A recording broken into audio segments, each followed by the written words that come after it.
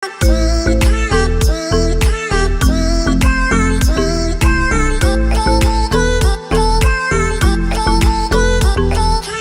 pagi sahabat Matematika. Jumpa lagi di channel Matematika. Lanjutkan seri statistika. Kali ini akan membahas mengenai ukuran penyebaran data. Bagi yang belum subscribe silahkan subscribe, yang sudah subscribe disampaikan terima kasih. Ukuran penyebaran data.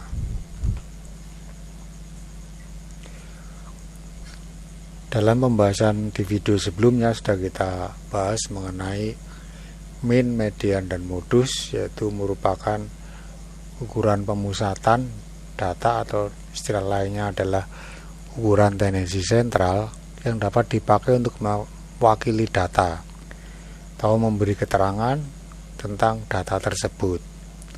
Tetapi dengan ukuran pemusatan data saja seringkali belum cukup diperoleh keterangan atau gambaran yang jelas tentang suatu data. Mari kita lihat permasalahan di bawah ini. Nah, ini ada hasil ulangan dari dua orang siswa A dan B. Kalau kita amati jumlahnya di sini, jumlah nilainya dari 6 kali ulangan itu sama. Berarti kalau jumlah nilainya sama, maka rata-ratanya sama. Kalau hanya memperhatikan ukuran pemusatan data, berarti kesimpulannya dua siswa itu sama pandainya. Ya, ini kalau kita hitung rata-ratanya sama-sama 65. Namun apabila kita lihat dari segi penyebaran nilainya, untuk siswa B itu penyebaran nilainya lebih besar, karena yang terkecil nilainya 35, terbesar 90. Tetapi untuk siswa A nilai terkecilnya 55, nilai tertingginya 70. Dengan kata lain, untuk siswa A itu lebih stabil. Nah, ukuran penyebaran data ini ada beberapa. Yang pertama adalah jangkauan atau rank, 2 simpangan rata-rata, 3 variansi atau ragam, 4 simpangan baku atau deviasi standar, 5 angka baku atau nilai standar, dan yang terakhir adalah koefisien variasi. Kita lihat yang pertama, jangkauan atau rank. Pengertiannya yaitu datum terbesar dikurangi datum yang terkecil. Ini merupakan ukuran penyebaran data yang paling sederhana. Contohnya, jangkauan dari data 20, 30, 35, 40, 50, 56, dan 60 adalah 60 dikurangi 20. Terbesar dikurangi yang terkecil sama dengan 40. Yang kedua adalah simpangan rata-rata. Misalkan sekumpulan data X1, X2 sampai dengan Xn mempunyai rata-rata X bar, maka simpangan X1 terhadap rata-rata hitungnya atau minnya adalah nilai mutlak X1 dikurangi X bar. Sedangkan simpangan dari data yang kedua adalah nilai mutlak X2 dikurangi X bar, sampai dengan yang ke Xn adalah nilai mutlak Xn dikurangi X bar. Nah, apabila ini simpangan-simpangan seperti ini kemudian dirata-rata, maka diperoleh yang disebut simpangan rata-rata. Jadi simpangan-simpangan tadi dijumlahkan, dibagi banyak data, diperoleh simpangan rata-rata.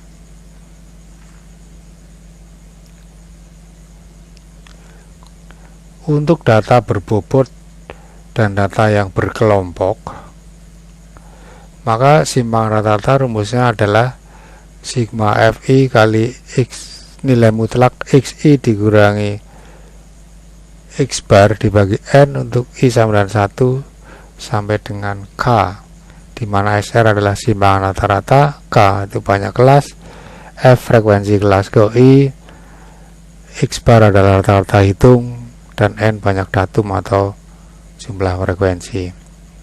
Contohnya, tentukan simpangan rata dari data ini.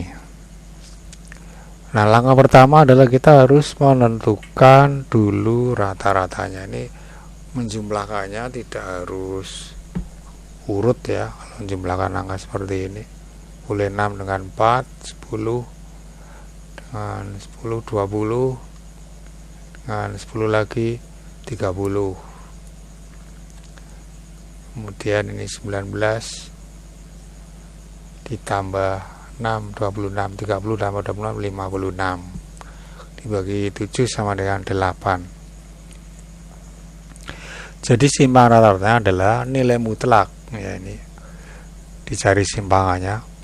Karena rata-ratanya ini 8, maka ini nih, nilai mutlak 6 dikurangi 8 ditambah nilai mutlak 4 dikurangi 8 ditambah nilai mutlak 8 kurangi 8 ditambah nilai mutlak 10 kurangi 8 sampai yang terakhir yaitu nilai mutlak 7 dikurangi 8. 6 dikurangi 8 min 2 kalau dimutlakkan jadi 2. 4 dikurangi 8 min 4 dimutlakkan jadi 4. 8 kurangi 8 0, nilai mutlak 0 adalah 0, begitu seterusnya. Dan ini kita jumlahkan, hasilnya adalah 14 dibagi 7 sama dengan 2. Nah, untuk data yang dalam bentuk tabel seperti ini, maka untuk mencari simpangan rata-ratanya kita tambahkan beberapa kolom lain.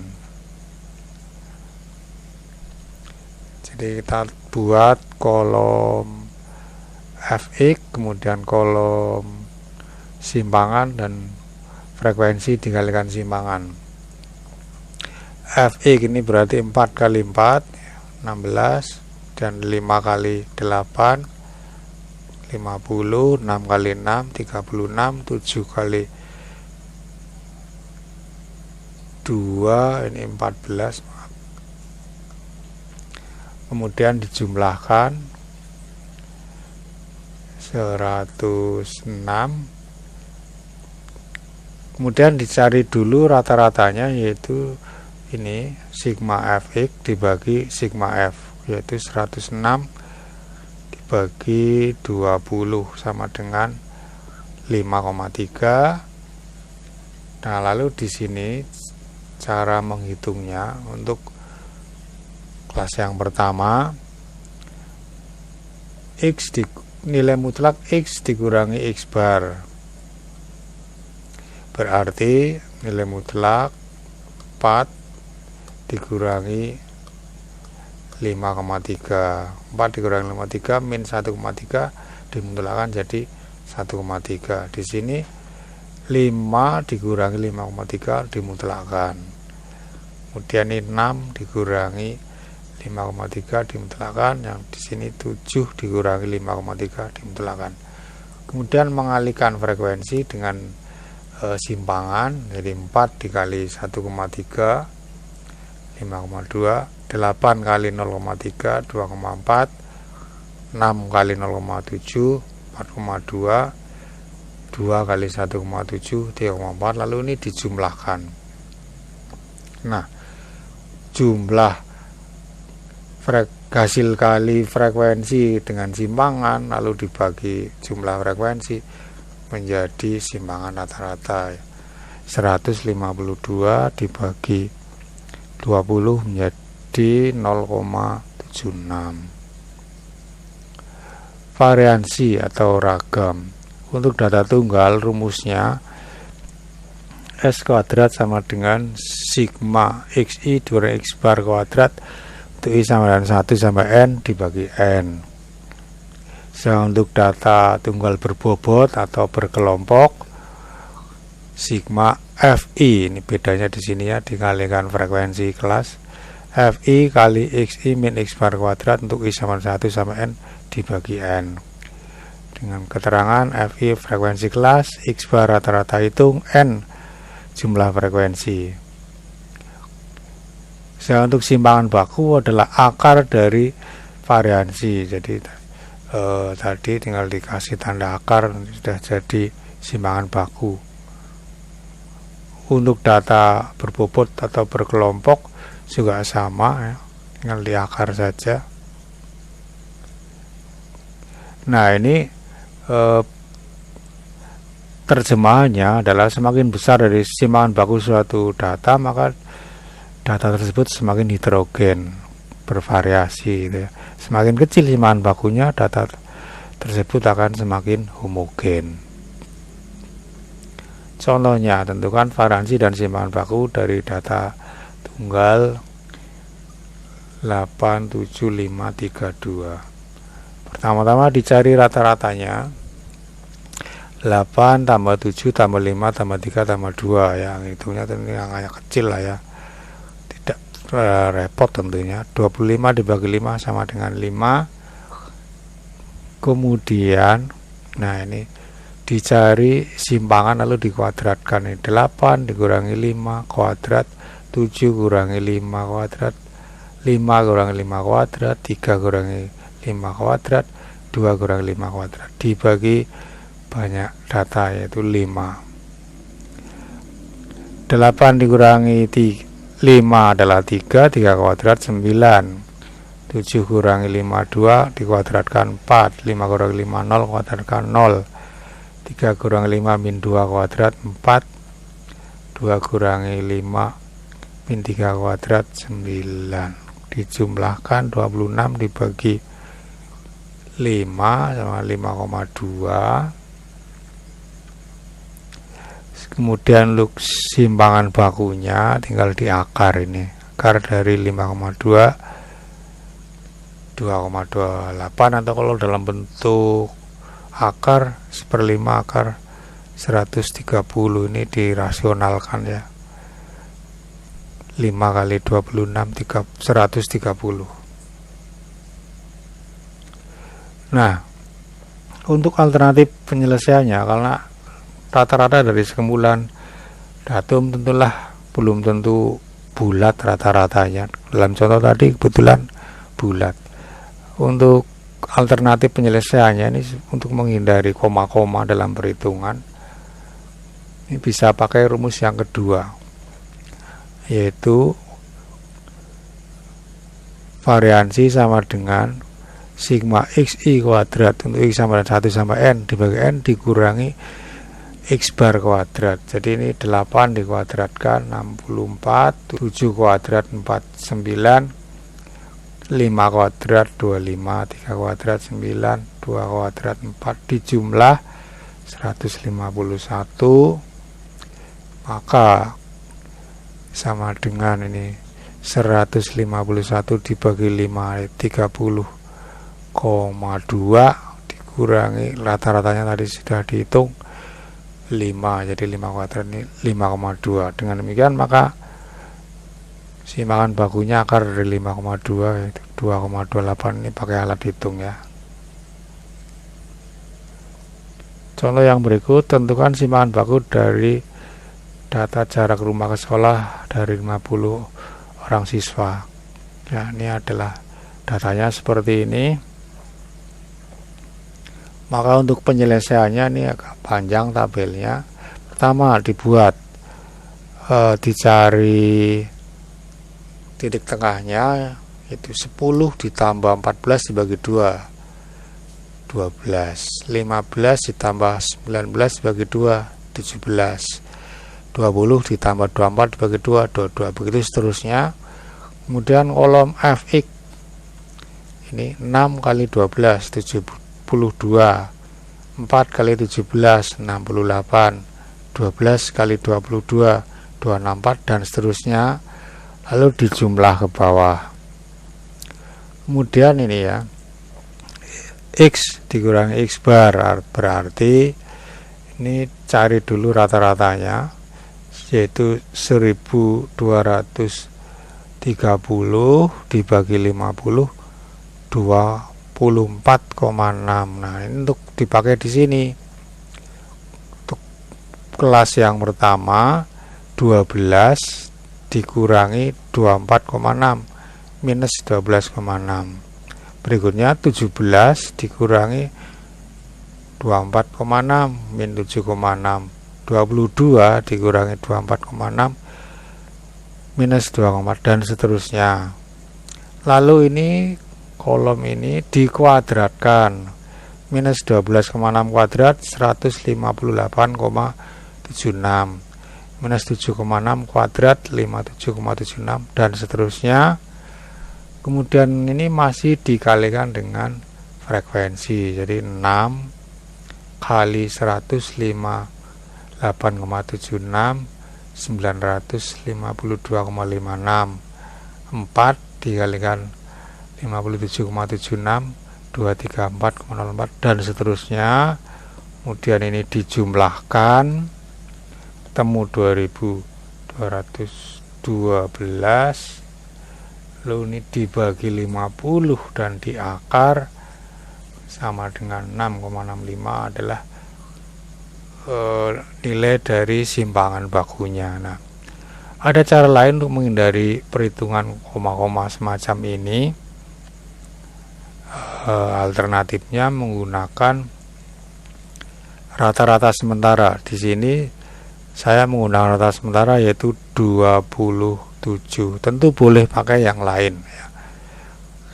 Kolom simpangan berarti ini 12 dikurangi 27 minus 15. 17 kurangi 27 min 10. 22 kurangi 27 min 5. 27 kurangi 27 0. 32 kurangi 27 5. 37 kurangi 27 10. FD artinya ini frekuensi dikalikan ini simpangan.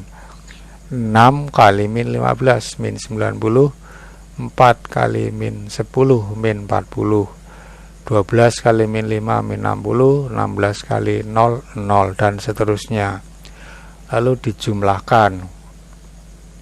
Kemudian FD kuadrat ini dicamkan baik-baik ya, FD kuadrat bukan dalam kurung FD dikuadratkan, jadi bukan minus 90 kuadrat, tetapi FD kuadrat itu kan berarti FD kali D atau F kali D kuadrat. Ini kan sudah ada FD dengan D, jadi mengalihkan ini min 15 kali min 90 1350, min 10 kali min 40 400, min 5 kali 6 min 60 300, 0 kali 0 0, dan seterusnya. Dijumlah 2500. Maka untuk menentukan simpangan bakunya adalah akar dari sigma FD kuadrat dibagi N dikurangi sigma FD per N dikuadratkan, sama dengan akar 2500 dibagi 50 yaitu jumlah frekuensi dikurangi min 120 dibagi 50 kuadrat. Ya, ini kan kelebihannya nggak ada angka koma-koma di sini, jadi ngitungnya bisa lebih cepat. 2500 dibagi 50 sama dengan 50 minus 120 dibagi 20 kuadrat 5,76, ini dikurangkan jadi 44,24. Kalau dicari akarnya hasilnya sama 6,65. Yang berikutnya yaitu angka baku atau nilai standar, yaitu nilai yang menyatakan perbandingan antara selisih suatu datum dengan rata-rata nilai dengan simpangan baku. Sering juga disebut dengan z-score. Rumusnya z-score sama dengan xi dikurangi x bar dibagi s dengan I adalah 1, 2, 3 sampai dengan N. ZI angka baku, XI nilai datum, X bar rata-rata hitung, S simpangan baku. Contohnya, nilai matematika dari 40 orang siswa mempunyai rata-rata 68 dan simpangan baku 10. Sedangkan untuk pelajaran fisika rata-ratanya adalah 75 dan simpangan baku 15. Surya, siswa di kelas tersebut, memperoleh nilai matematika 80 dan nilai fisika 85. Dalam mata pelajaran apa, fisika atau matematika, Surya mendapatkan kedudukan yang lebih baik di kelasnya. Cara menyelesaikannya, kita hitung Z-score untuk matematik yaitu dia dapat nilai 80 dikurangi rata-ratanya dibagi simpangan baku mendapatkan 1,2. Untuk pelajaran fisika 85 kurangi 75 dibagi 15 mendapatkan 0,67. Di sini nampak bahwa angka baku untuk matematika lebih besar daripada angka baku untuk fisika. Dengan demikian maka Surya memperoleh kedudukan lebih tinggi dalam pelajaran matematika dibandingkan dengan pelajaran fisika. Koefisien variasi digunakan untuk melihat merata tidaknya atau homogen tidaknya suatu nilai. Makin kecil koefisien variasi maka semakin homogen, semakin besar maka semakin heterogen. Rumusnya koefisien variasi yaitu simpangan baku dibagi min kali 100%. Contohnya, lampu neon merek A rata-rata dapat dipakai selama 3000 jam dengan simpangan baku 500 jam, dan untuk lampu neon merek B bisa dipakai selama 5000 jam, simpangan baku 600 jam. Lampu merek mana yang lebih merata masa pakainya? Cara menyelesaikannya, untuk koefisien versi lampu merek A, simpangan baku dibagi min kali 100%. 500 dibagi 3000 kali 100%, 16,67%. Untuk merek B, 600 dibagi 5000 kali 100%, 12%. Di sini nampak bahwa koefisien variasi dari lampu merek B lebih kecil, yakni 12%, lampu merek A 16,67%. Maka artinya untuk lampu neon merek B lebih merata masa pakainya.